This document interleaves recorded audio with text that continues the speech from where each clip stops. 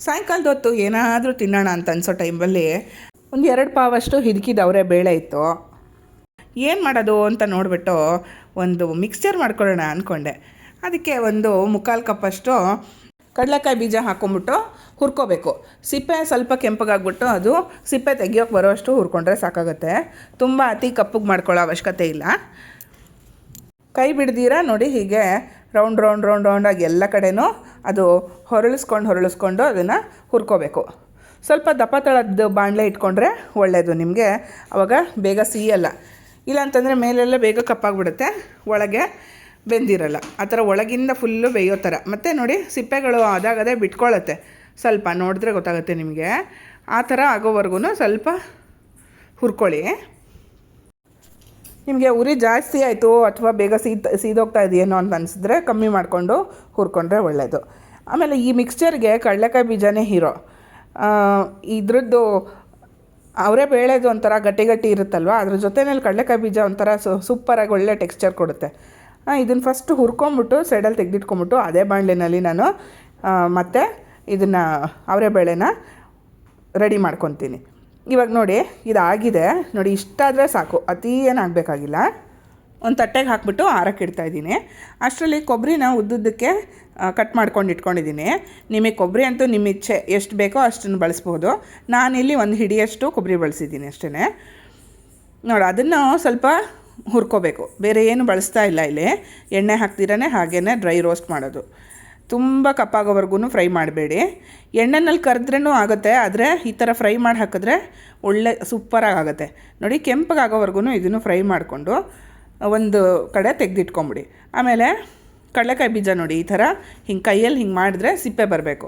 ಆ ಥರ ಸಿಪ್ಪೆ ಎಲ್ಲ ತೆಕ್ಕೊಂಡು ಇದನ್ನು ಬೇಳೆ ಮಾಡ್ಕೋಬೇಕು. ಅಂದರೆ ಕಡಲೆಕಾಯಿ ಬೀಜ ಇರುತ್ತಲ್ವ ಅದನ್ನು 2 ಹೋಳಾಗುತ್ತಲ್ಲ ಅದನ್ನು ಬೇಳೆ ಥರ ರೆಡಿ ಮಾಡಿ ಇಟ್ಕೋಬೇಕು. ಆಮೇಲೆ ಇವಾಗ ಎಣ್ಣೆಯಲ್ಲಿ ಕರಿಯೋದಕ್ಕೋಸ್ಕರ ಒಂದು 3/4 ಲೀಟ್ರಷ್ಟು ಎಣ್ಣೆ ಬಳಸ್ತಾ ಇದ್ದೀನಿ. ಅದೇ ದಪ್ಪ ತಳದ ಬಾಣಲೆಗೆ ಎಣ್ಣೆ ಹಾಕ್ಕೊಂಬಿಟ್ಟು ಅವರೇ ಬೇಳೆನ ಕರಿಯೋಕ್ಕೆ ಹಾಕ್ಕೋಬೇಕು. ನಾನು ನೋಡಿದ್ರಾ ಹೆಂಗೆ ಸಿಡಿಯತ್ತೆ, ಅವರೇ ಬೇಳೆನಲ್ಲಿ ನೀರಿನ ಅಂಶ ಇರುತ್ತಲ್ವ, ಮಖಕ್ಕೆ ಸಿಡಿಯೋ ಚಾನ್ಸಸ್ ಇರುತ್ತೆ. ಸ್ವಲ್ಪ ಜೋಪಾನವಾಗಿ ಹುಷಾರಾಗಿ ಮಾಡಿ. ನಾನು ಅದಕ್ಕೋಸ್ಕರನೇ ಇಲ್ಲಿ ಡಬಲ್ ಬಾಯ್ಲರಲ್ಲಿ ಥರ ಮಾಡ್ತಾ ಇರೋದು, ಒಂದು ಜಾಲರಿನಲ್ಲಿ ನಾನು ಕರ್ಕೋತಾ ಇರೋದು. ಯಾಕಪ್ಪ ಅಂತಂದರೆ ಒಟ್ಟಿಗೆ ಹಾಕಿದ್ರೆ ಎಲ್ಲ ಕಡೆಯಿಂದ ಸಿಡಿದ್ಬಿಡೋ ಚಾನ್ಸಸ್ ಇರುತ್ತೆ.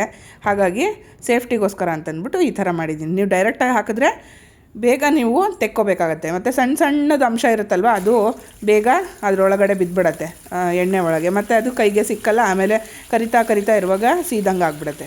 ಅದಕ್ಕೋಸ್ಕರ ನೋಡ್ಕೊಂಡು ಮಾಡ್ಕೊಳ್ಳಿ. ಇದೇ ಥರನೇ ಮಾಡಬೇಕು ಅಂತಲೂ ಏನಿಲ್ಲ, ನಿಮ್ಗೆ ಹೇಗೆ ಕನ್ವೀನಿಯೆಂಟ್ ಆಗುತ್ತೋ ಆ ಥರ ಕರ್ಕೋಬೋದು. ಆಮೇಲೆ ನೋಡಿ ಗುಳ್ಳೆ ಮೇಲೆ ಬರ್ತಾಯಿದೆ ಅಲ್ವಾ, ಜಾಸ್ತಿ ಗುಳ್ಳೆಗಳು ಬರ್ತಾ ಇರುತ್ತೆ ಫಸ್ಟಿಗೆ. ಅದಾದಮೇಲಿಂದ ಕರಿತಾ ಸಣ್ಣ ಗುಳ್ಳೆಗಳಾಗುತ್ತೆ. ಅಷ್ಟೊತ್ತವರೆಗೂ ನೀವು ಕರ್ಕೋಬೇಕು. ನೋಡಿ ಆವಾಗವಾಗ ಎತ್ತಿ ನೋಡ್ಕೊಳ್ಳಿ ಹೇಗಾಗಿದೆ ಅನ್ನೋದನ್ನ. ನಾನು ಒಂದು ರೌಂಡ್ ಕರೆದುಬಿಟ್ಟು ಇಟ್ಟಿದ್ದೆ, ಅದನ್ನು ಇನ್ನೊಂದು ಸ್ವಲ್ಪ ಕರಿಬೇಕು ಅನ್ನಿಸ್ತು, ಅದಕ್ಕೆ ತಿರ್ಗಾ ಹಾಕ್ಕೊಂಡು ಅದ್ರ ಜೊತೆಯಲ್ಲೇ ಕರಿತಾ ಇದ್ದೀನಿ. ಇದನ್ನು 2 ಸರ್ತಿ ಕರೆದ್ರೆ ತುಂಬ ಚೆನ್ನಾಗಾಗುತ್ತೆ, ಗರ್ಗರಿಯಾಗುತ್ತೆ. ಒಳಗಿಂದ ಫುಲ್ಲು ಎಲ್ಲ ಕಡೆನೂ ಕರೆದಿದ್ದು ಚೆನ್ನಾಗಿ ಆಗುತ್ತೆ. ಅದಕ್ಕೋಸ್ಕರ 2 ಸರ್ತಿ ಕರೀರಿ. ನಾನು ಇದನ್ನು ಇಷ್ಟು ಕರೆದಿರೋದು ಇದು 1 ಸರ್ತಿ ಲೆಕ್ಕ. ಇನ್ನೂ 1 ಸರ್ತಿ ನಾನು ಮತ್ತೆ ಲಾಸ್ಟಲ್ಲಿ ಕರಿತೀನಿ. ಆಮೇಲೆ ನೋಡಿ ಈ ಥರ ಚೆನ್ನಾಗಿ ಅದು ಫ್ರೈ ಮಾಡಿಕೊಂಡು ಎಲ್ಲ ಬ್ಯಾಚನ್ನು ರೆಡಿ ಮಾಡಿ ಇಟ್ಕೊಳ್ಳಿ.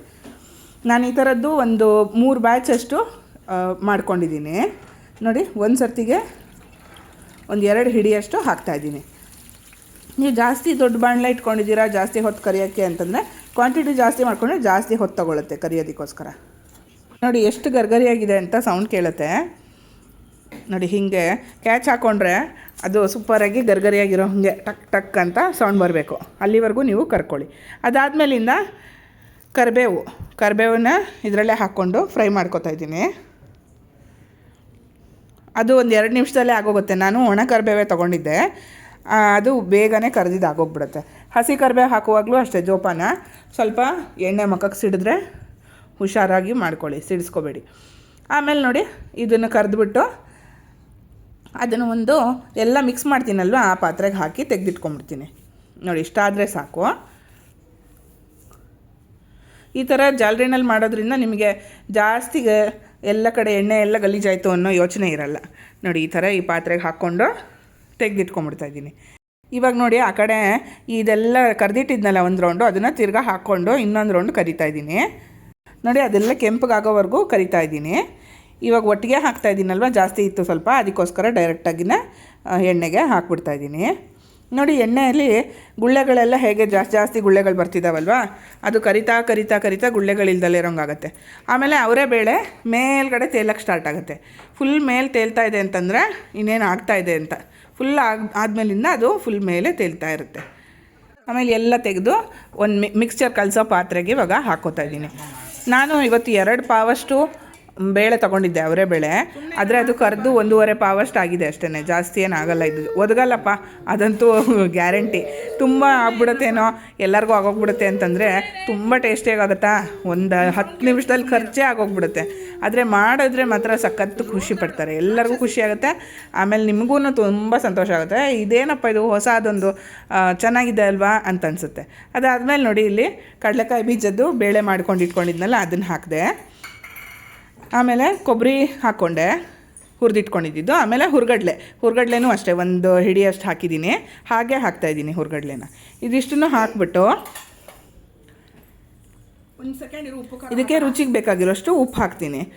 ಉಪ್ಪು ನೋಡ್ಕೊಂಡು ಹಾಕ್ಕೊಳ್ಳಿ, ಬಿಸಿ ಇರುವಾಗಲೇ ಉಪ್ಪು ಹಾಕಿದ್ರೆ ಒಳ್ಳೆಯದು. ಬಿಸಿ ಮತ್ತು ಎಣ್ಣೆ ಅಂಶ ಇರುತ್ತಲ್ವ, ಆವಾಗಲೇ ಉಪ್ಪು ಬೇಗ ಹಿಡಿಯುತ್ತೆ. ನನ್ನ ಚಾನಲ್ ಇಷ್ಟ ಆಗ್ತಾಯಿದೆ, ನನ್ನ ವೀಡಿಯೋಸ್ ಇಷ್ಟ ಆಗ್ತಾಯಿದೆ ಅಂತಂದರೆ ನನ್ನ ಚಾನಲ್ನ ಸಬ್ಸ್ಕ್ರೈಬ್ ಮಾಡಿ. ಆಮೇಲೆ ಈ ವಿಡಿಯೋ ಲೈಕ್ ಮಾಡಿ, ಶೇರ್ ಮಾಡಿ, ಬೇರೆಯವ್ರಿಗೂ ಮಿಕ್ಸ್ಚರ್ ಮಾಡಿಕೊಡೋಕ್ಕೆ ಹೇಳಿ, ನಿಮಗೆ ಮಾಡಿಕೊಡ್ಲಿ ಒಂದಿನ, ಈ ಮಿಕ್ಸ್ಚರ್ ಮಾಡಿಕೊಡು ನನಗೆ ಅಂತ ಅಂದ್ಬಿಟ್ಟು ಕಳಿಸಿ ಎಲ್ಲರಿಗೂ. ಆಮೇಲೆ ನೋಡಿ ಖಾರದ ಪುಡಿ ಹಾಕ್ತಾಯಿದ್ದೀನಿ. ಖಾರ ನಿಮ್ಗೆ ರುಚಿಗೆ ಬೇಕಾಗಿರೋ ಅಷ್ಟನ್ನು ಸೇರಿಸ್ಕೊಳ್ಳಿ. ಆಮೇಲೆ ಎಲ್ಲದನ್ನು ಕಲಿಸ್ಕೊಂಡು ರೆಡಿ ಮಾಡಿಬಿಟ್ರೆ ಫಸ್ಟ್ ಕ್ಲಾಸಾಗಿರೋ ಮಿಕ್ಸ್ಚರ್ ರೆಡಿ. ನೀವು ಬೇಕು ಅಂತಂದರೆ ಇಂಗು ಹಾಕ್ಕೋಬೋದು ಇದಕ್ಕೆ. ಈ ಸ್ಟೇಜಲ್ಲಿ ಇಂಗನ್ನು ಪುಡಿ ಮಾಡ್ಕೊಂಡಿರೋದನ್ನ ಎಣ್ಣೆನಲ್ಲಿ ಕರೆದ್ಬಿಟ್ಟು ಅಥವಾ ಡ್ರೈ ಹಾಗೇನೇನು ಸೇರಿಸ್ಬೋದು. ಸ್ವಲ್ಪ ಕೈಯಲ್ಲೇ ಪುಡಿ ಮಾಡಿಬಿಟ್ಟು ಹಾಕ್ಕೋಬೋದು.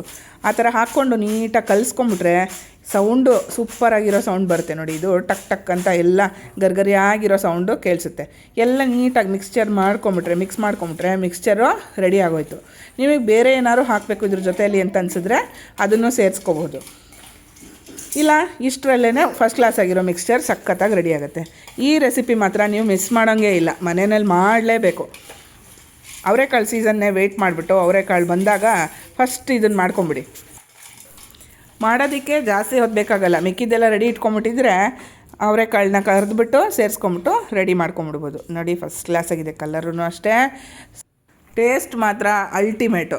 ನೀವು ಈ ರೆಸಿಪಿ ಟ್ರೈ ಮಾಡಿಬಿಟ್ಟು ಹೇಗಾಯಿತು, ಹೇಗೆ ಬಂತು ಅನ್ನೋದನ್ನು ಕಮೆಂಟಲ್ಲಿ ತಿಳಿಸಿ. ಸಾಯಂಕಾಲದ ಹೊತ್ತು ಇದನ್ನು ಬಿಸಿ ಬಿಸಿ ಕಾಫಿ ಅಥವಾ ಟೀ ಜೊತೆಯಲ್ಲಿ ಎಂಜಾಯ್ ಮಾಡೋಕ್ಕೆ ಒಳ್ಳೆ ಸ್ನ್ಯಾಕು.